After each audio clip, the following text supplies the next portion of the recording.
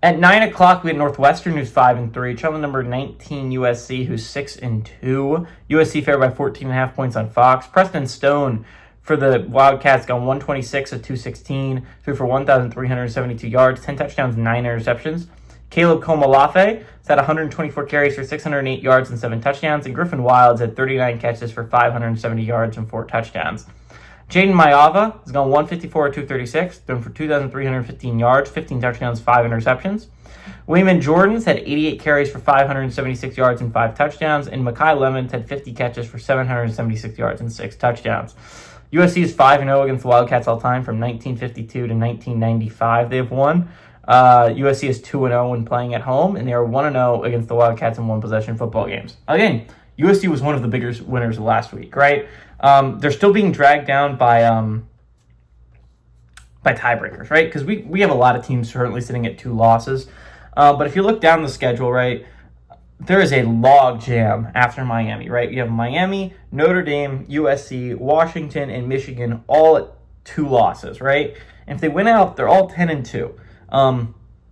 It's just going to be really interesting log jam because with tiebreakers, Miami is atop this logjam. Miami beat Notre Dame. Notre Dame beat USC. USC beat Michigan, and Michigan beat Washington.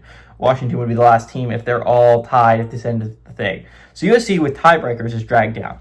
But if this team wins out, I think this is a team that should be in the college football playoffs, right? Now, tiebreakers are going to be really interesting because it's very possible Notre Dame wins out, and I don't know how many at-large spots they're actually going to be. So it's going to be really interesting. Obviously, if it comes down to that, the Irish have the tiebreaker over them, which is why the Irish need Miami to lose another game, because if it comes down to tiebreakers, Miami should win that tiebreaker, considering that they beat them. They beat them in the head-to-head. So I think it's going to be a really, really interesting game. I think the Wildcats are a solid football team. I think that's what's really upsetting about the Big Ten is that like everyone, it's like a weird year because Penn State isn't very good, so it's viewed as a bad year for the conference. There are still some high-quality teams in the conference. USC is a very good team that beat a very good Nebraska team on the road last weekend. That was a big win for USC, easily their best win of the year so far. And USC is going to have their opportunity to play their way into the college football playoffs. They have a home game against Iowa next week, a road trip to Oregon over these next 2 weeks. These next 3 weeks are going to be absolutely massive. Obviously, Trojans have to win every single one of these games I just listed. I think it's possible for the Trojans. I think it's just going to be really tough. I think Northwestern gives the Trojans a fight. In all honesty, this is a good Wildcat squad. I think a lot of people see the name Northwestern and really assume this is not a good football team. This is a pretty good football team.